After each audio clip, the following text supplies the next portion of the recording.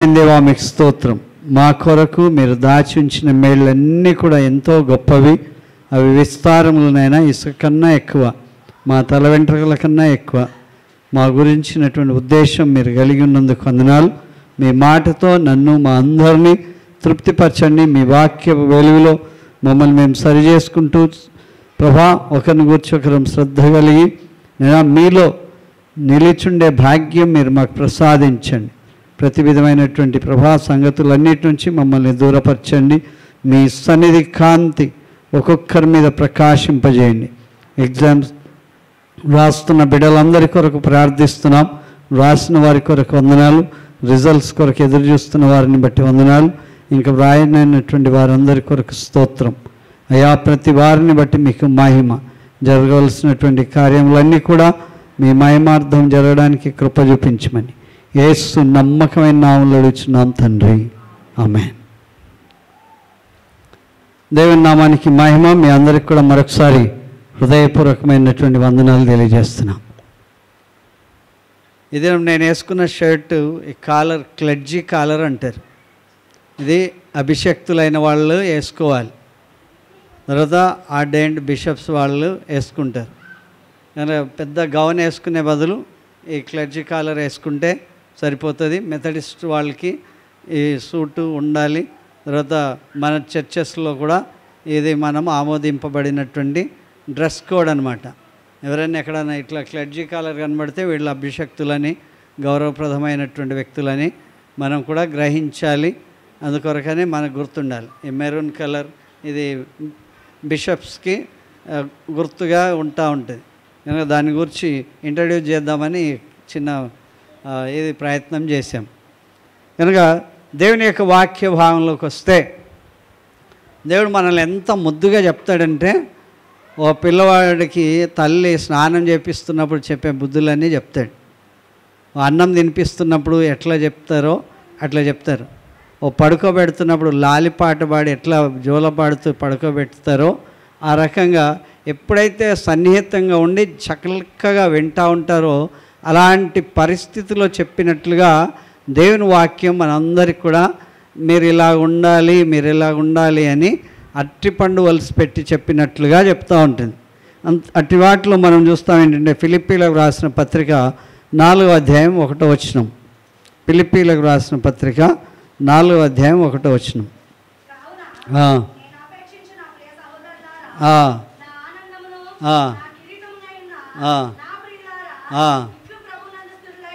హల్లెలూయా. ఈయన ఎంత గొప్పగా కోరుకుంటున్నాడంటే, ఎంత గొప్పగా చూస్తున్నాడంటే, ఎంత ముద్దుగా ఉన్నావు అన్నట్లుగా చెప్తున్నాడు. నేను ఆపేక్షించు, నేను కోరుకునేటువంటి నా ప్రియ సహోదరు, నేను మీరు ఇలా ఉండాలని కోరుకుంటున్నా, మీరు ఇంత బాగుండాలని కోరుకుంటున్నా, మీరు ఇంత ఆరోగ్యంగా ఉండాలని కోరుకుంటున్నా, మీరు ఇట్లా పుష్టిగా ఉండాలని కోరుకుంటున్నా, మీరు ఇంత జ్ఞానంతో ఉండాలని కోరుకుంటున్నా అన్నట్లుగా నేను ఆపేక్షించేటువంటి నా ప్రియ సహోదరులారా అని సహోదరులకు అందరికి కూడా మనం ఇలా ఉండాలి అని చెప్తా ఉంటారు. ఓ తల్లి తన కొడుకుకు నువ్వు ఇలా ఉండాలి, నువ్వు ఇలా తినాలి, నువ్వు ఇలాగా ఉరకలేసే ఉత్సాహంతో ఉండాలి, అన్ని సుగుణాల సంపన్నత కలిగి ఉండాలి అని కోరుకున్నట్లుగా మేనిట్లు ఏమని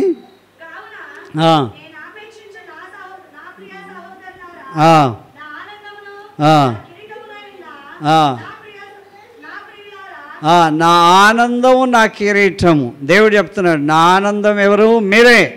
నా కిరీటం, నా గౌరవాన్ని తెచ్చేది ఎవరు? మీరే.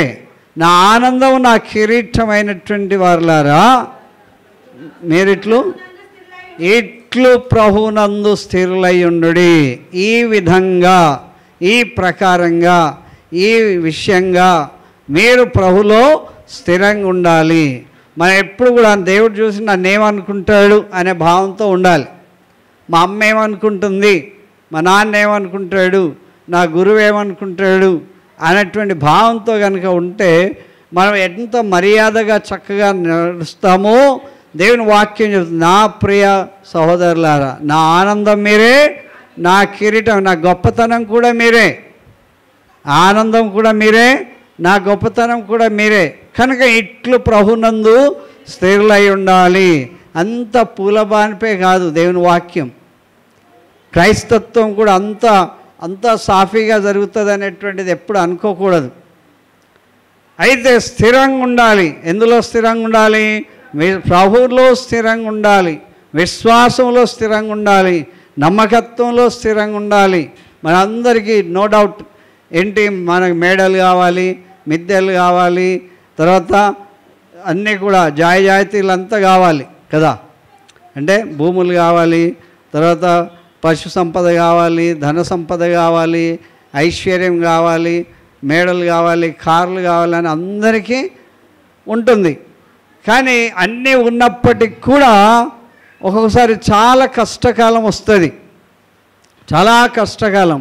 ఎంత కష్టకాలం అంటే మనం సంపాదించేంత ఒక రోజులో ఊడ్చుకొని పోయేంత ప్రమాదం వస్తుంది. అలాంటి పరిస్థితిలో కూడా స్థిరంగా ఉండాలి. యోబు గ్రంథంలో 23వ అధ్యాయం 11వ వచనంలో మనకు జ్ఞాపకం చేస్తాడు. ఏంటంటే యోబు గ్రంథం 11, నా పాదములు ఆయన అడుగు జాడలను విడవకుండా నడుస్తున్నాయి. హల్లెలూయా. ఇన్ హిస్ ఫుట్ ప్రింట్స్, నా పాదములు ఆయన యొక్క అడుగు జాడలలో. కొన్నిసార్లు కల్వర్టులో నడవాలి. కల్వర్ట్ ఒకటి వేస్తారు అక్కడ, ఏంటి ఏదో ముద్ద వేస్తారు ఒకటి, ఆ కాలువ నుంచి ఇక్కడికి దాటాలి. కనుక ఇంకో మార్గం ఉండదు. ఎదుట వెళ్తున్నటువంటి వ్యక్తి అడుగులను చూస్తూనే అడుగులో అడుగు వేస్తూ నడవాలి. ఆ తాటి మట్టను చీల్చి వేస్తారు, తాటి చెట్టును మధ్యలోకి చీల్చి ఆ కాలువ గట్టుకి వేస్తారు. కనుక అలాంటి పరిస్థితి అటు ఇటు తూగకుండా నడవాలి. ఒకవేళ అటు ఇటు అయితే ఆ కల్వర్టులో మనం కాలువలో పడే ప్రమాదం ఉంటుంది. అందుకే దేవుని వాక్యం చెప్తుంది ఏంటంటే, నా అడుగులు, నా పాదములు ఆయన అడుగు జాడలు విడువక నడుచున్నవి.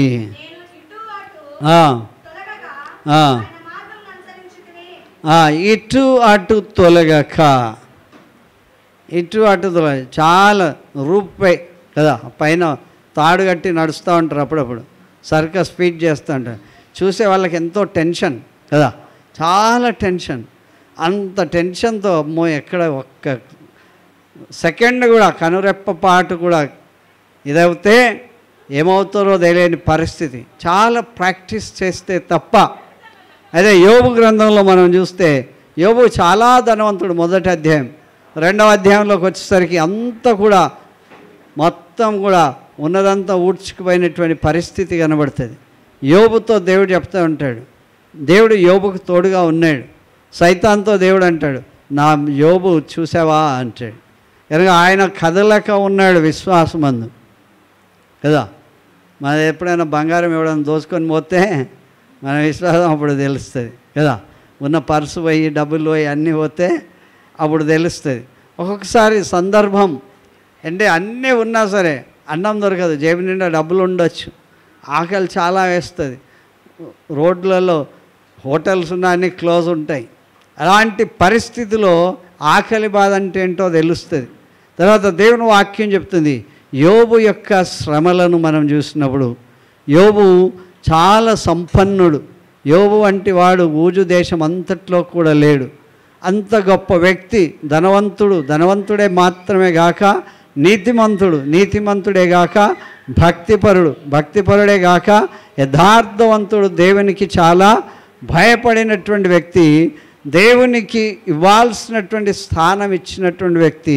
అయినప్పటికీ కూడా ఆయన జీవితంలో కఠినమైన కష్టం వచ్చేసింది. కొడుకులందరూ కూడా వాళ్ళ అన్న ఇంట్లో భోజనం చేస్తుంటే ఇల్లు కూలి అందరూ చచ్చిపోయారు. అన్నం తింటుంటే చచ్చిపోయినటువంటి కుటుంబం వాళ్ళు.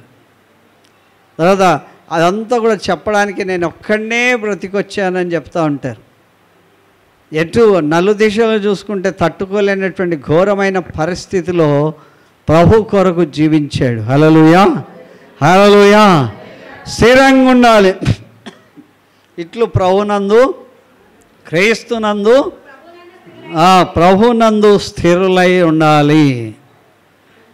మనకు కొంచెం తలనొప్పి వస్తే చర్చికి రాం, ఎవరైనా బంధువులు వస్తే చర్చికి రాం, ఏదైనా మనం ఎప్పుడు అవకాశం చూస్తాం, ఎలా చర్చిని మనం స్కిప్ చేద్దాం అని చూస్తాం. ఎలాగ మనం చేయాల్సినటువంటి పని చేయకుండా ఉండడానికి కొరకు అపవాది మనకి ఒక మంచి ఆహ్లాదకరమైన విషయమైనా సృష్టించవచ్చు, మనకు బాధాకరమైనటువంటి విషయం ఏదైనా కలిగజేయచ్చు.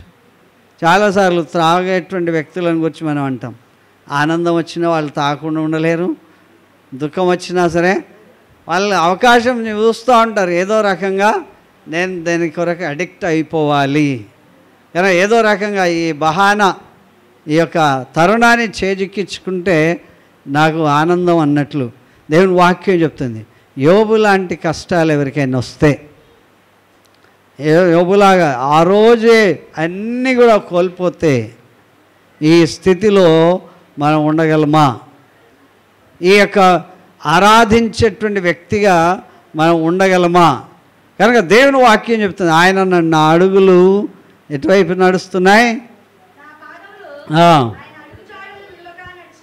ఆయన అడుగు జాడలు విడవకుండా నడుస్తున్నాయి. హల్లెలూయా. అటు ఇటు చూడట్లేదు, అటు ఇటు చూస్తే పాదాలు తప్పిపోతాయి. కనుక ఆ అడుగులనే వెంబడిస్తున్నాయి, ఆ పాదాలనే చూస్తున్నాయి. ఆ పాదాల వెంట నా పాదాలు అడుగులు పడేటట్లు నేను చూసుకుంటున్నాను అన్నట్లుగా చెప్తున్నాడు. తర్వాత ఎటు పోవద్దు, చాలాసార్లు ఇటు అటు గాలి కొట్టుకుపోయినట్లుగా కొట్టుకొని పోతూ ఉంటాం. ఇటు అయితే ఇటు, అటు అయితే అటు. ఒక్కోసారి అలాగ కాకుండా దేవుని వాక్యం చెప్తుంది, ఆయన మార్గము అనుసరించి తిని. కీర్తనలు 37వ కీర్తన 28వ వచనం కూడా ఇక్కడ దేవుని వాక్యం జ్ఞాపకం చేస్తుంది. దేవుడు న్యాయాన్ని ప్రేమించేవాడు, ఆయన తన భక్తులను వేడువాడు. హల్లెలూయా. మనం న్యాయంగా ఉన్నప్పుడు, యథార్థంగా ఉన్నప్పుడు, ఆయన వాక్యంలో స్థిరమై ఉన్నప్పుడు, ఆయన ఎలాంటి కష్టం వచ్చినా ఉన్నప్పుడు ఆయన భక్తులను ఆయన విడవాడు.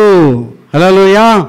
ఆయనలో భక్తి ఉంటే ఆయన విడవాడు. తర్వాత వారు ఎన్నటెన్నకటిని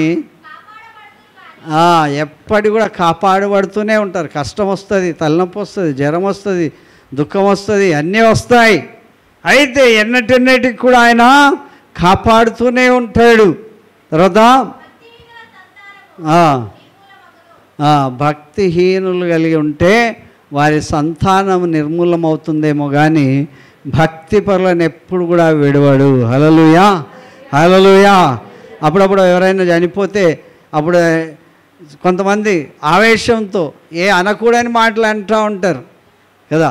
ఈ మధ్యకాలంలో ఒక సినిమా వచ్చేసింది, ఆ సినిమా అది ఎంటర్టైన్మెంట్ లాగా పెట్టేస్తున్నారు, ఎక్కడ చచ్చిపోయినా అలాంటి పాటలు. ఒకసారి మా ఇంటి దగ్గర పెట్టేసిండ్రు ఆ పాట. ఏంటి ఈ పాట పెట్టిందంటే ఆ వ్యక్తిని ధ్యానం చేస్తూ పాడుతున్నారు దుఃఖంలో. అది ఒక ఎంటర్టైన్మెంట్ అయిపోయింది. అంతకుముందు రొమ్ము కొట్టుకొని కన్నీరు గార్చి ఏడ్చేవారు, ఇప్పుడు ఏడుపు రావట్లే ప్రజలకి. ఆ పాట పెట్టేస్తే దాన్ని అది మోసుకొని పోతుంది అంతే. కనుక ఇంత మంచి పాటలు వచ్చేసాయి. నీ గిన్నెమైందో, నీ పడకేమైందో, నీ ఇదేమైందో, నేను విడిచిపోతున్నావు, అది పోతున్నావు అని చెప్పి ఆ పాటకి వీళ్ళంతా స్టెప్పులు వేస్తూ ఉన్నారు కదా. నీ తిన్న పళ్ళెమేమైపోయాయి, గిన్నెమైపోయాయి, ఇవన్నీ ఆ గిన్నె నుంచి మొదలుపెట్టారు కదా మోసుకుపోయే కాటి దాకా. కానీ దేవుడు అంటున్నాడు తన భక్తులను ఎన్నటికి కూడా విడువాడు. కానీ నేను 2-3 సార్లు దాని మీద ధ్యానం పెట్టా. ఏంటి పాడుతున్నారంటే వాళ్ళ నాయన చచ్చిపోయాడు కదా, వాళ్ళ నాయన పేరు మీద ఆ పాట పెట్టేశారు. ఒకరు ఏడుస్తలేరు, అందరూ తినేటోడు తింటూనే ఉన్నాడు, అన్ని రకాలుగా మంచిగా ఉన్నాయి. కనుక గతకాలపు ప్రేమలన్నీ కూడా పోయినాయి. అమ్మ మీద ప్రేమ లేదు, నాన్న మీద ప్రేమ లేదు, అంతా రికార్డింగ్. కనుక స్టెప్పులు వేసేస్తున్నారు, డ్యాన్స్. కనుక ఆ ప్రేమ లేనటువంటి తత్వం వచ్చేసింది. హల్లెలూయా. కనుక ప్రభు అయితే అంటున్నాడు, నేను ఎన్నటెన్నటికి నిన్ను విడవను. దేవుని అందు స్థిరంగా ఉంటే ఆయన ఎప్పుడు కూడా విడిచిపెట్టాడు. యోబు లాంటి కష్టాలు వచ్చినా సరే, సమస్యలు వచ్చినా సరే, ఎలాంటి ప్రలోభాలకు మనం గుడి కాకుండా ఉంటే దేవుడు మనల్ని ఎప్పుడు వదిలిపెట్టాడు. కనుక ఆయన యందు స్థిరంగా ఉండాలి. 121వ వచనం, అధ్యాయం 7వ వచనం ఏం చెప్తుందంటే, కీర్తన 121:7.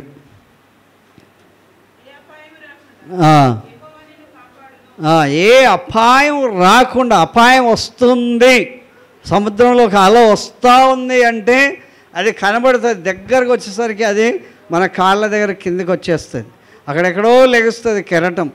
కానీ దేవుని వాక్యం చెప్తుంది, ఏ అపాయం రాకుండా ఆయన నిన్ను కాపాడాడు. తర్వాత ఆయన ఏం కాపాడుతాడు?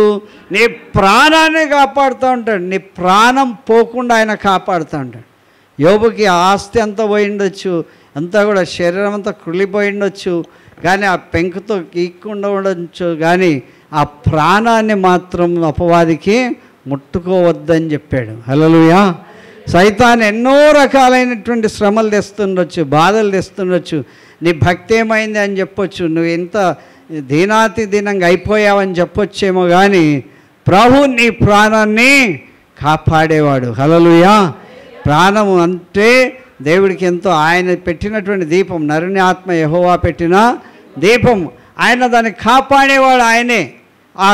ఆయన పెట్టని ప్రాణం పెడితే ఎవరు కూడా తీసుకోలేరు, ఎవరు ఆయన కాపాడగా ఎవరు తీసుకోలేరు. కనుక దేవుడే మనకి ప్రాణం ఇచ్చేటువంటి వ్యక్తి, ఆయన నీ ప్రాణాన్ని కాపాడే వ్యక్తి. హెబ్రీ పత్రిక 10వ అధ్యాయం 38వ వచనం, 39వ వచనం. హెబ్రీ పత్రిక.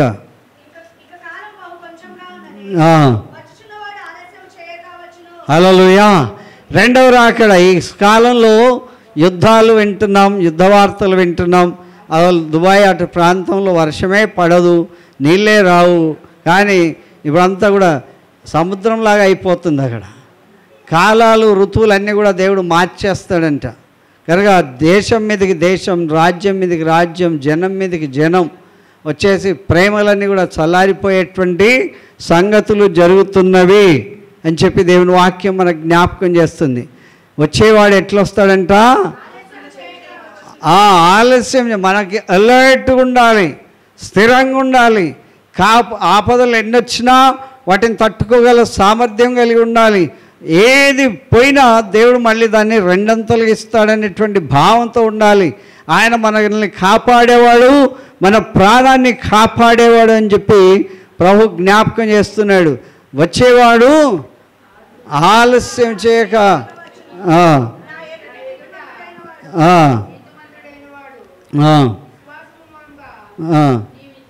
నా ఎదుట. దేవుడు అందరినీ చూస్తున్నాడని గుర్తుపెట్టుకోవాలి. దేవుని ఎదుట నీతిమంతుడయ్యేవాడు విశ్వాసమూలంగా జీవిస్తాడు. దేవుని ఎదుట నీతిమంతుడిగా ఉండేవాడు. అందరి ప్రవర్తన దేవుడు చూస్తున్నాడు, అందరి ప్రార్థన దేవుడు చూస్తున్నాడు, అందరి భక్తి విశ్వాస మర్యాదలను దేవుడు చూస్తూనే ఉన్నాడు. కానీ ఆయన ఎదుట నీతిమంతుడిగా ఉండేవాడికి విశ్వాసమూలంగా జీవిస్తాడు. హల్లెలూయా. ఎలా జీవించాలంట? ఆయన ఎదుట నీతిమంతులుగా విశ్వాసమూలంగా జీవించాలి. తర్వాత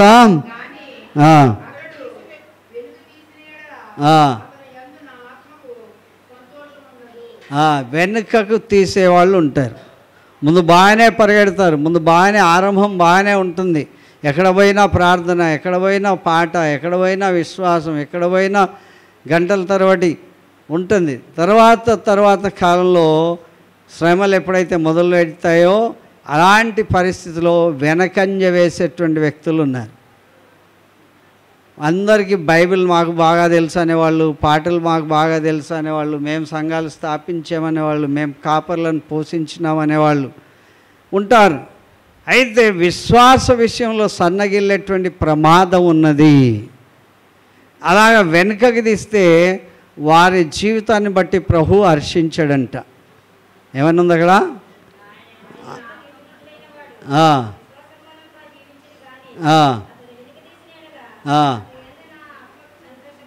అతని యందు ఆయన ఆత్మకి సంతోషం. హల్లెలూయా. అందుకే మనం ఏమనుకోవాలి, నన్ను బట్టి దేవుడు ఏమనుకుంటున్నాడు అని చూడాలి. కనుక నన్ను బట్టి దేవుడు సంతోషిస్తున్నాడా లేదా? కనుక ఆయన గుర్రముల రథముల యందు ఆనందించాడంట. యెహోవా యందు భయభక్తుల వారి ఎడలనే ఆనందించేవాడై ఉన్నాడు. కనుక మనుషుల సత్తువలను బట్టి, బలాన్ని బట్టి, ధైర్యాన్ని బట్టి, ధనాన్ని బట్టి ఆనందించాడు. మనకున్నటువంటి గుర్రాలు, కార్లు ఎన్నున్నా, మేడలు ఎన్నున్నా, మిద్దెలు ఎన్నున్నా, ధనం ఎంతున్నా దాన్ని బట్టి సంతోషించాడు. కానీ ఆయనందు భయభక్తులు గల వారిని బట్టియే ఆయన సంతోషిస్తాడు. ఒకవేళ వెనుక తీస్తే వారిని బట్టి సంతోషించాడు. హల్లెలూయా, హల్లెలూయా. ఎలా ఉండాలి మరి? ఆయనలో స్థిరంగా ఉండాలి, ప్రభునందు స్థిరులై ఉండాలి అని చెప్పి దేవుని వాక్యం మనకు జ్ఞాపకం చేస్తుంది. 1 యోహాను 2వ అధ్యాయం 19వ వచనం. 1 యోహాను 2వ అధ్యాయం 19వ వచనం.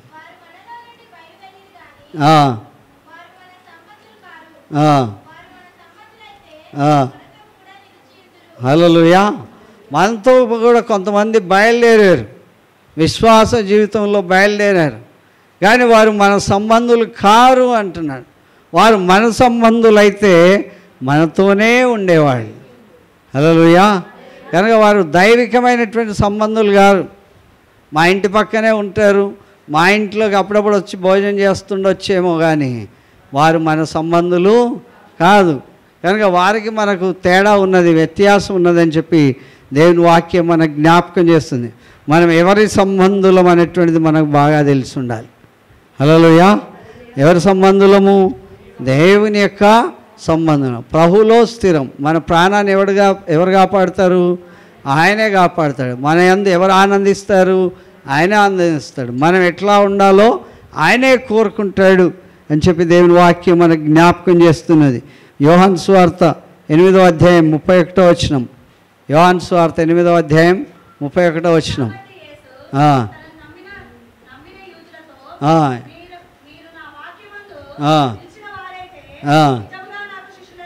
హల్లెలూయా. యేసు ప్రభువే యూదులందరినీ చూస్తూ, యూదులలో యేసు ప్రభు నమ్మిన వారిని చూస్తూ ఆ యూదులతో చెప్తున్నారు, మీరు నా వాక్యమందు నిలిచిన వారైతే నిజముగా నాకు శిష్యులై ఉండి సత్యాన్ని గ్రహిస్తారు. హల్లెలూయా. ఇక్కడ నిజమైనటువంటి శిష్యులు ఎవరో, ఆయనకు నిజమైన శిష్యులు కాందెవరో ఈజీగా తెలిసిపోయేటట్లు చెప్తున్నాడు ప్రభు. మీరు నిజంగా నా శిష్యులైతే, నా వాక్యం అంటే దేవుని యొక్క మాట, దేవుని యొక్క వాక్యానికి లోబడి ఉండేవాళ్ళు, ఆ ప్రకారం కట్టుబడి ఉండేవాళ్ళు, ఆ వాక్యానుసారమైన జీవితం జీవించే వాళ్ళైతే ఆయనకు నిజముగా శిష్యులై ఉండి సత్యాన్ని గ్రహిస్తారు. హల్లెలూయా. సత్యాన్ని గ్రహించే సత్యాన్వేషకులై ఉంటారు. సత్యాన్ని గ్రహించి సత్యానికి బద్ధులై ఉంటారు. సత్యమందు స్థిరులై ఉంటారు. సత్యమందు వేరుపారి ఉంటారు అని చెప్పి యేసు ప్రభువే తన శిష్యులతో చెప్తున్నాడు, యూదులతో చెప్తున్నాడు. ఇంకా యూదులు నమ్మలేదని చెప్పి మనం ప్రార్థన చేస్తున్నాం. అలాంటి వెంబడించిన యూదులతో యేసు ప్రభు ఈ మాటలు చెప్పారు. మనతో కూడా ఆ మాటలు చెప్తున్నారు. మత్తయి సువార్త 24వ అధ్యాయం 13వ వచనం.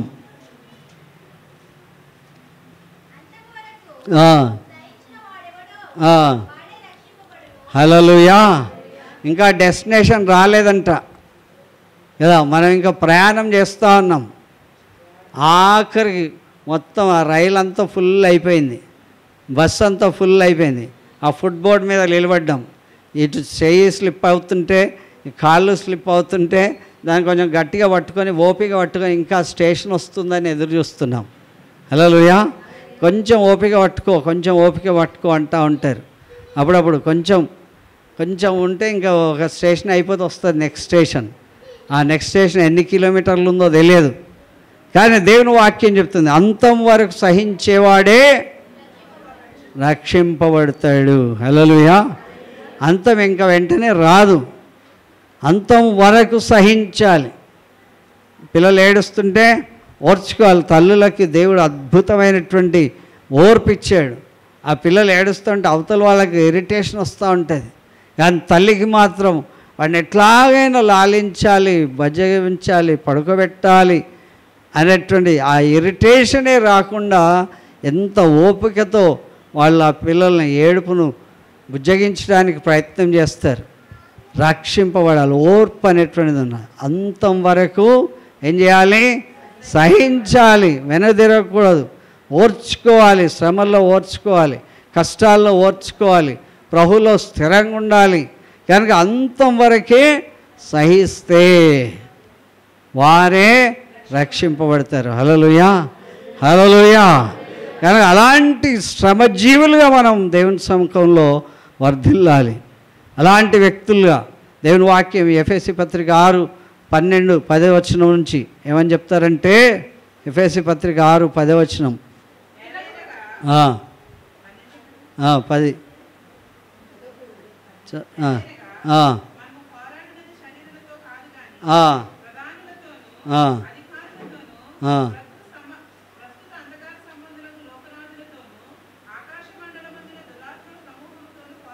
హల్లెలూయా.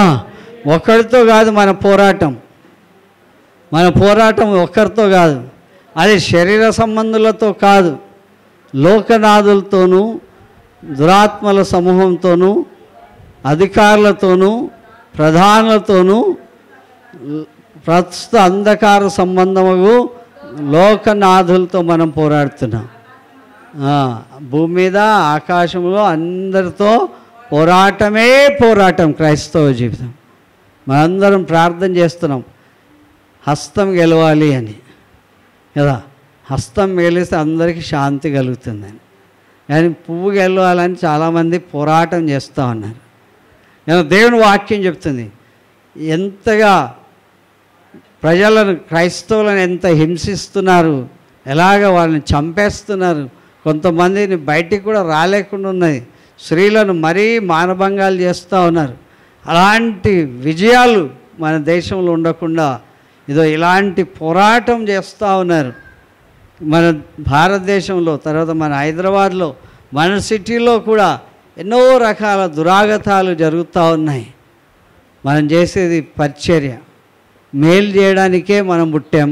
మనం మేలు చేస్తుంటే కీడే మనకు వస్తూ ఉంది. కనుక మనం పోరాడేది దేవుని యొక్క విరోధులతో మనం పోరాడుతున్నాం. హల్లెలూయా. దురాత్మల శక్తులతో పోరాడుతున్నాం. అంధకార శక్తులతో మనం లోకనాథులతో పోరాడుతున్నాం. కనుక తుదకు మనం ప్రభునందు బలవంతులై ఉండండి అని 10వ వచనం చెప్తుంది. తుదకు మీరు ఆయనందు బలవంతులై ఉండండి, ఆయనలో స్థిరంగా ఉండండి అని చెప్పి దేవుని వాక్యం చెప్తుంది ప్రియులారా. హల్లెలూయా, హల్లెలూయా. దేవుడు మనకి ఇంతగా ఉండాలి, స్థిరంగా ఉండాలి, ప్రభునందు నిలకడగా ఉండాలి, ఓపిక కలిగి ఉండాలి, ఈ విశ్వాసంలో యోగ్యులుగా ఉండాలి, నమ్మకస్తులుగా ఉండాలని చెప్పి దేవుని వాక్యం మనకి జ్ఞాపకం చేస్తుంది. ఆఖరిగా మనం చూస్తే 1 కొరింథీ అధ్యాయం 16 అధ్యాయం 13వ వచనం. 1 కొరింథీ 16:13. మెలకువగా అంటే నిద్రపోకుండా ఉండండి కాదు అక్కడ అర్థం. ఏంటి? జాగ్రత్తగా ఉండండి, మెలకువ. Be alert. విశ్వాసమందు నిలకడగా ఉండండి. నిలకడ అంటే తొణకకుండా ఉండాలి, మెలకువ కలిగి ఉండాలి, నిలకడగా ఉండాలి. విశ్వాసమందు నిలకడగా ఉండాలి. మళ్ళీ పౌరుషం గలవారై ఉండాలి, బలవంతులై ఉండుడి. మీరు చేసే కార్యాలన్నీ కూడా ప్రేమతో చేయాలి. హల్లెలూయా. విశ్వాసంలో బలవంతుడు ఉండాలి, తర్వాత రోషం కలిగి ఉండాలి, పౌరుషం కలిగి ఉండాలి, బలవంతులై ఉండాలి. కనుక ప్రభు యొక్క కృపలో మనందరం కూడా వర్ధిల్లాలి. హల్లెలూయా, హల్లెలూయా. కనుక ఒక తల్లి తన కొడుకుకి ఎట్లా ముద్దుగా చెప్తుందో ప్రభు కూడా మనతో మీరు ఇలాంటి గుణలక్షణాలు కలిగి ఉండాలని చెప్పి జ్ఞాపకం చేస్తూ ఉన్నారు. మనకి ఇలాగుండండి, ఇలాగుండండి, ఇలాగుండండి అని ఎంత ముద్దుగా చెప్తారో ప్రభు కూడా మనం ఆయనలో ఎలాంటి తొణికిస లేకుండా పరీక్ష రాసేటప్పుడు ఏమని చెప్తారు? అందరికి కాపీ కొట్టి రాయని చెప్తారా? ఎంత బాగా జాగ్రత్తలు చెప్తారు. ప్రయాణం చేసేటప్పుడు ఎలా చెప్తారు? అన్నీ నీ వస్తువులన్నీ నువ్వు జాగ్రత్త, ఇది నీ బ్యాగ్, నువ్వే మొయ్యాలి కదా, నిద్రపోవద్దు, నీ పర్సు జాగ్రత్త, పైకి ఖర్చులకు డబ్బులు పెట్టుకో, లోపల కావాల్సిన డబ్బులు జాగ్రత్తగా పెట్టుకో, నీ వస్తువులన్నీ జాగ్రత్త, తలగడ కిందే పెట్టుకొని పడుకో అని చెప్తూ ఉంటారు. అలా ప్రభు కూడా మనల్ని అన్ని విధాల జాగ్రత్తలు చెప్తూ ఆయన మీరు ఇలా ఉండండి అని చెప్పాడు. హల్లెలూయా. మనం ఏమంటాం? సరే తలుపుతాం కదా. ఇక ట్రైన్ కదిలిందంటే మన ఇష్టం, ఈ భోగి నుండి ఆ భోగి దాకా తిరుగుతారు. అలాంటప్పుడు ఏమవుతుంది? ఆడమర్చుంటే మన పర్సు ఖాళీ కదా, అవతల వ్యక్తి చాలా అలర్ట్గా ఉంటాడు, కత్తెర పట్టుకొని కదా, బ్లేడ్ పట్టుకొని. కనుక ఎప్పుడైతే మనం కనుక దేవుని వాక్యం చేద్దాం, మీ విశ్వాసం, మీ పరీక్ష, మీ ఓర్పు పుట్టిస్తుందని ఎరిగి కదలకుండా స్థిరంగా ఉండాలని చెప్పి దేవుని వాక్యం మనకు జ్ఞాపకం చేస్తుంది. యాకోబు పత్రిక 1లో ఏమని చెప్తారంటే, మీ విశ్వాసానికి కలిగే 1వ అధ్యాయం మొదటి 2 వచనాలు.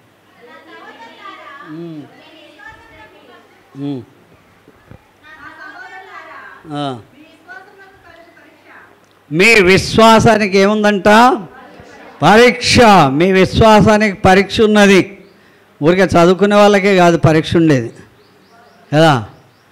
నేను చాలా పెద్ద ఐఏఎస్ ఎగ్జామ్ రాస్తున్నాన్ని వాళ్ళు న్యూస్ పేపర్లు చదవాలి, అన్నీ చదవాలి కదా, పెద్ద పెద్ద వాల్యూమ్ బుక్స్ చదవాలి. అప్పుడు వాళ్ళని ఐఏఎస్లు అంటున్నారు. ఈ విశ్వాసంకి కలిగే పరీక్ష ఓర్పు అనేటువంటిది ఉండాలి. ఓర్పును పుట్టించునని ఎరిగి ఎన్ని శోధనలంట వస్తాయా? అప్పుడే భర్తతో శోధన వస్తుంది, కొడుకుతో శోధన వస్తుంది, అత్తతో శోధన వస్తుంది, ఆడపడుచుతో శోధన వస్తుంది, బావమరిదితో శోధన వస్తుంది కదా. ఎన్ని శోధనలు, లెక్కలేని శోధనలు వస్తాయి. అందరు అతిథులే కదా, ఎవరికి మర్యాద ఇవ్వకపోయినా పెద్ద పరేషాన్ కదా. ఇక పెళ్ళిళ్ళు అయితే అందరూ వస్తారు. ఒక పెళ్ళిలో వాళ్ళు కూర్చో అనకపోతే వెళ్ళిపోయారంట. కూర్చో అనడానికి ఎవరో పెద్దలు రావాలి కదా, వాళ్ళకి తెలిసిన వాళ్ళు వచ్చి కూర్చో అంటేనే కూర్చుంటారు. ఖాళీలు కుర్చీలు ఎన్నున్నా సరే కూర్చో అనకపోతే, తినవనకపోతే, లోపల ఆకలి అవుతున్నా సరే ఏంటి పౌరుషం, రోషం, నేను అతిథిని, నన్ను గౌరవించలేదు. ఏం శోధన? ఆడ మంచిగా సువాసనలు వచ్చేటువంటి వంటకాలు ఉన్నా సరే సరిగ్గా మర్యాద ఇవ్వలేదనేటువంటి, ఆ గౌరవం ఇవ్వలేదనేటువంటి ఆ గర్వంతో వాళ్ళు ఏం చేస్తున్నారు? కొంచెం అలుగుతారు కొద్దిసేపు. మనసంతా తినాలనే ఉంటుంది, కూర్చోవాలనే ఉంటుంది. నన్ను పిలవలేదు, ముందు పిలవలేదు కదా. పిలిచే దాంట్లో కూడా ఆఖరిగా పిలిచారండి. తినడం మానేస్తారంటే తినడం మానేయరు కదా. చెప్పడం మళ్ళీ తిని కూడా మళ్ళీ చెప్తూ ఉంటారు. ఆఖరిగా పిలిచారు, ఏదో 2 ముద్దలు తినేసాం, మిగిలిపోయింది ఇష్టం. కనుక చెప్పే విధానంలో కూడా నిందిస్తూ చెప్పేటువంటి ప్రజలు ఉంటారు. హల్లెలూయా, హల్లెలూయా. ఒక పెళ్ళి జరిగింది. ఒక పెళ్ళిలో ఒక అతను వచ్చి నాతో చెప్తున్నాడు, నేను జరిపించి ఆ పెళ్ళి. నాతో చెప్తున్నాడు, సార్ మేము మనుషులమా జంతువులమా సార్, ఇంత ముక్కలేసారు మాకు అని. ముక్కలు మీకు ముక్కలు వేసినందుకు నువ్వు తృప్తి పడాలి, కానీ నేను మనిషినా జంతువునా అంటే నీకు తెలుసు, ఆయనకు తెలుసు, నాకేం తెలుసు. అవతలవాడికి పేరు ఏంటి, ఆఖరునోడికి ముక్క దొరకలేదనే పేరు రావాలనే ఉద్దేశంతో వాళ్ళ ఊరోళ్ళకు దేవి వేస్తూ ఉన్నాడు. అవతలవాడికి ఏమో 2 ముక్కలు వేసి యువతలోడికి ఎక్కువ వేస్తారు. అలాంటి పరిస్థితి. అది పెద్ద శోధన. అవతలవాడికి మనకు అనిపిస్తే కూరే కదా అనుకుంటాం కదా. ప్లేట్లో పీస్ లేకపోతే హార్ట్లో కూడా పీస్ ఉండదంట. ప్లేట్లో పీస్ కనబడాలి, అప్పుడే హార్ట్లో కూడా పీస్ ఉంటుంది. కనుక ప్లేట్లో పీస్ లేనందుకు హార్ట్లో కూడా పీస్ లేకుండా ఎవరికి పీస్ లేకుండా చేసేస్తాడు ఆడు. కనుక అలాంటి మర్యాదలు దేవుని వాక్యం ఇక్కడ మనకు జ్ఞాపకం చేస్తుంది. మన మర్యాద ఉత్తమమైనదిగా ఉండాలి. ఎన్ని శోధనలంట? నానా విధములైన శోధనలు వస్తే ఏమని ఎంచుకోవాలంట? నిజమా? అట్లా చేస్తారా? మహానందం అని ఎంచుకుంటారా?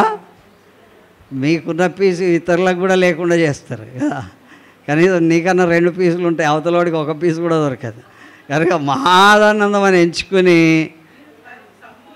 మీరు సంపూర్ణులు కావాలి.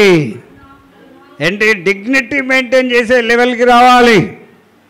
నాకు లేకపోయినా పర్లేదు, నువ్వు ఇలా చెప్పగరా బాబు, నా పీస్ నీకు ఇచ్చేస్తా అని చెప్పాలి. నీకు ముక్క ఇష్టమా చెప్పు, ఇచ్చేస్తా, కానీ నువ్వు మాత్రం తప్పు చెప్పొద్దు అనాలి. హల్లెలూయా. అవతల 4 కలిసి అవును ఏం ముక్కలు వేసారండి, సరే ఉడకలేదంటే అవతలోడు అవును తింటూ కూడా ఉడకలేదంటాడు, తినుకుంటూనే ఉడకలేదనేటువంటి పరిస్థితి ఉంటుంది. ఒకడు ఆస్తికి ఇంత పెట్టి ఉంటాడు, 2 ముద్దలు కూడా తిన్నాడు, అవతల పడేస్తాడు. అది వాడికి ఎంతో లెక్కలేని ఫుడ్, మనకు అది ఎంతో శ్రేష్టమైన ఫుడ్. కానీ అవతలవాడికి దొరకదు, యువతలవాడికి కక్కసం ఎక్కువైపోయి ఆసక్తి ఎక్కువైపోయి పెట్టుకొని ప్లేటు మొయ్యలేని పరిస్థితిలో తీసుకుపోయి అక్కడ పడేస్తాడు. ఆకలి ఉన్నా సరే ప్లేట్ మొయ్యాలి కదా. ఇప్పుడు అంతా బఫే సిస్టమ్, నిలబడి తినాలి. నిలబడి తినేటువంటి సిస్టమ్కి వచ్చేసరికి ప్లేట్ మోయేసలేనంత బరువు పట్టుకొని అన్ని తినుబండారాలు పెట్టుకొని ఒక్కొక్కటి తినాలి. అది తినే వరకు అది తినాలి, మళ్ళీ ఇంకొకసారి పోయి తెచ్చుకోవాలి. ఒకసారి ప్లేటుకి ఇంత పర్వతం అంతా పెట్టుకొని దాన్ని ఎలక కొట్టినట్లుగా కొంచెం కొంచెం తినేసి అవతల పడేసకూడదు. ఆహారం చాలా విలువైనది, అది దేవుడు మనకిచ్చినటువంటి. ఏ పెళ్ళిలో అయినా ఏ ఫంక్షన్లో అయినా కొద్ది కొద్దిగా పెట్టుకోవాలి, అది ఉన్నంతనే తినాలి, మళ్ళీ పెట్టేసేయాలి. అవతల వ్యక్తి ఏమనుకుంటాడో 10 సార్లు పోతుంటే నీ కడుపు నిండా పెట్టడానికే వాళ్ళు పెట్టారు, కానీ ఇంత పెట్టుకొని అది వదిలేస్తే అది ఎవరికీ ఉపయోగపడని ఫుడ్ అవుతుంది. హల్లెలూయా. కనుక మీ సంతోషం ఎట్లా ఉండాలంట? మీరు సంపూర్ణులు, అనునాంగులను, ఏ విషయంలో కూడా కొదవలేని వారుగా ఉండాలి. హల్లెలూయా. ఈ మంచి డ్రెస్ వేసుకొని పోతారు, నీ మీద పడొద్దు కదా. నీ మీద పడితే నీ బట్టలు పాడైపోతాయి కదా. బట్టలు పాడైపోతే ఫుడ్ కన్నా ఎక్కువ డ్రెస్ విలువ కదా. ఫుడ్ కన్నా ఎక్కువ డ్రెస్. ఆ మరక పడితే మళ్ళీ అది పోతుందా కదా. నువ్వు పవిత్రపరచుకోవాలి. బైబిల్ చాలా క్లియర్, కానీ మనకు అర్థం కాదు. నీ బట్టలు ఏమున్నాయో చూడు, ఎగబడి పడుతూ ఉంటారు మీద కదా. కొంచెం కొంచెం పెట్టుకొని తిన్నంత పెట్టుకుంటే ఏమీ కాదు. మీరు సంపూర్ణులు, అనునాంగులను, ఏ విషయంలో కొదవలేని వారునై ఉండునట్లు ఏం చేయాలి? ఓర్పు. అందరికి ఒకేసారి పంచరు కదా. అందరు ఇస్తారులు పట్టుకొని వాళ్ళ మీద పడితే వాళ్ళు ఏం చేస్తారు? ధనాదని వేస్తుంటారు, అప్పుడు వాళ్ళ మీద పడుతుంటారు. కనుక మెల్లిగా వెళ్ళాలి, ఓర్పుతో వెళ్ళాలి. హల్లెలూయా. మళ్ళీ దొరకదేమో అయిపోతుందేమో అన్నట్టుగా పోతారు, ఇంత తీసుకొచ్చి అవతలోడి డ్రెస్ల మీద వేస్తూ ఉంటారు కదా. కనుక చాలా సందర్భాల్లో మనం ఈ విషయాలు బైబిల్లో లేవనుకుంటాం. దేవుని వాక్యం చెప్తుంది చక్కగా ఉండాలి, బీ డీసెంట్. కనుక దేవుని వాక్యం చెప్తుంది మీరు ఏ విషయంలో కొదువలేని వారుగా తినాలి, డ్రెస్ వేసుకోవాలి, ఉందాతనంగా ఉండాలి, ఓర్పు కలిగి ఉండాలి, సహనం కలిగి ఉండాలి అని చెప్పి ఏమని చెప్తుంది?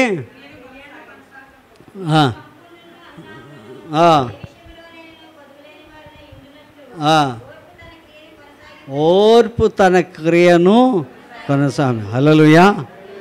అందరు ఒకసారే తినలేరు కదా. కొంచెం తొందరగా తినగలిగిన వాళ్ళని ముందు పంపించాలి.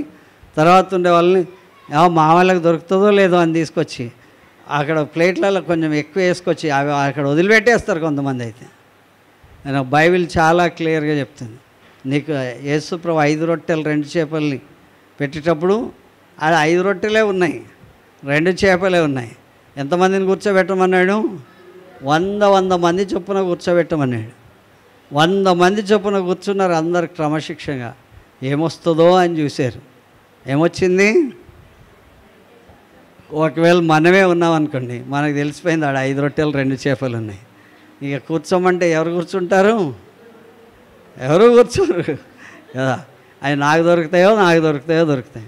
ఆయన ప్రభు అయితే అందరు సిస్టమేటిక్గా కూర్చోబెట్టి అందరికీ ఎలా పెట్టాడు? తృప్తిగా పెట్టాడు. తిన్న తర్వాత ఎన్ని గంపలు ఎత్తారు? 12 గంపలు ఎత్తారు. హల్లెలూయా. ఏమీ లేని దాంట్లో సంపూర్ణత చేసినప్పుడు, మళ్ళీ గంపలు ఎత్తిచ్చినప్పుడు మనకి ఇంకా మిగిలేటట్లు చేస్తాడా చేయడా? కనుక ద్రాక్షారసం అయిపోయింది కదా. ఉన్నప్పుడు ఎవ్వరు యేసుప్రభు దగ్గర రాలే కదా. ద్రాక్షారసం అయిపోయినప్పుడు యేసుప్రభు యొక్క తల్లిని ఆశ్రయించేవాళ్ళు. మనం చెప్తే వింటాడో వినడో? ఎవరు చెప్తే వింటారు? అమ్మ చెప్తే మాత్రం తప్పకుండా వింటాడు. కానీ అమ్మ చెప్పిన మాట విని ఆయన ఏం చేశాడంటే మళ్ళీ సమృద్ధినిచ్చాడు. హల్లెలూయా, హల్లెలూయా. కనుక ఆయన టెన్షన్ ఏమవుతుందో ఏమో. అందరూ వచ్చి ఆ కాలంలో ఆ ద్రాక్షారసమే చాలా మెయిన్ అనమాట. మెయిన్ డిష్ అదే. కనుక నువ్వు ఎంత అన్నం పెట్టినావు, ఎన్ని ముక్కలు కోసినావు అనేది కాదు. కనుక ఆహారం ఏదైతే శ్రేష్టమో దాన్నే ఆయన మళ్ళీ అందించినప్పుడు అద్భుతమైనటువంటిది దేవుడు మళ్ళీ వాళ్ళ జీవితంలో చేశాడు. హల్లెలూయా. కనుక ఆ పెళ్ళిలో ఎన్ని రాతి బాణాలు? 6 రాతి బాణాలు. సోమవారం 1, మంగళవారం 1, బుధవారంకి 1, గురువారంకి 1, శుక్రవారానికి 1, శనివారంకి 1. కనుక 6 రోజులకి మా కుండలు నిండుగా ఉండాలి. హల్లెలూయా. మా జీవితం నిండుగా ఉండాలి. మా ద్రాక్షరసం సంపూర్ణమైన రుచి కలిగి ఉండాలి. కనుక మన ఇల్లు దీవించబడిన గృహంగా ఉండాలి. హల్లెలూయా. 6 రోజులు ప్రభా 7వ దినం మీ సన్నిధికి వస్తాం, మమ్మల్ని తృప్తిపరచండి. హల్లెలూయా. కనుక 6 రోజుల కొరకు సిద్ధపరచబడినటువంటి ఆ తృప్తిని ప్రభు ఆ వివాహంలో వారి జీవితంలో ఇచ్చాడు. హల్లెలూయా. మన వివాహ కార్యాలలో కూడా ఎవరిని అడగాలి? ప్రభు చెప్పినట్లు చేయాలి. ఎవరు చెప్పినట్లు చేయాలి? ప్రభు చెప్పినట్లు చేస్తే ఆ జీవితాలు, ఆ కుటుంబాలు, ఆ ప్రజలు వర్ధిల్లుతారు. హల్లెలూయా. కనుక ఆయనలో ఎలా ఉండాలి? స్థిరులై ఉండాలి. ఎవరిలో స్థిరులు ఉండాలి? ప్రభులో స్థిరులు, విశ్వాసంలో స్థిరులు, నమ్మకత్వంలో స్థిరులు, ఆయన వెంబడించడంలో స్థిరులు, ఆయన మార్గంలో ప్రయాణించడంలో స్థిరులుగా ఉండాలి. ప్రభు ప్రేమను బట్టి ఆయన మనల్ని చూస్తున్నాడు. నేను చేసినట్లుగా మీరు చేయండి. హల్లెలూయా. కనుక దేవుడు మనల్ని దీవించుగాక. పరిశుద్ధుడా, నమ్మకమైన దేవా, మీకు స్తోత్రం. ఈ సమయంలో మీ అందు స్థిరంగా ఉండడానికి ఎలాంటి పరిస్థితి, ఎలాంటి కరువు వచ్చిన, ఖడ్గం వచ్చిన, విపత్తు వచ్చిన, యోబుకు వచ్చిన కష్టాలు మా జీవితంలో వచ్చిన మేము మీ కొరకు స్థిరంగా ఉండడానికి కృప చూపించండి. ఈ మీ సన్నిధితో మమ్మల్ని ఆశీర్వదించండి నాయన. మీ రాకడ పర్యంతం నమ్మకం ఉండినట్లు సహాయం చేయండి. యోగ్యులుగా ఉండినట్లు సహాయం చేయండి ఆయన. బలవంతులుగా ఉండినట్లు సహాయం చేయండి అయ్యా. శత్రువుతో ధైర్యంతో పోరాడేటువంటి వ్యక్తులుగా, బలవంతులుగా ఉండినట్లు సహాయం చేయండి అయ్యా. మీ కొరకు బ్రతకడానికి సహాయం చేయండి. మీ నామ మహిమార్థమై ప్రభా మేము చేయనిదంతా సఫలం చేయమని యేసు ఘనమైన నామములో అడుగుచున్నాం తండ్రి. ఆమేన్.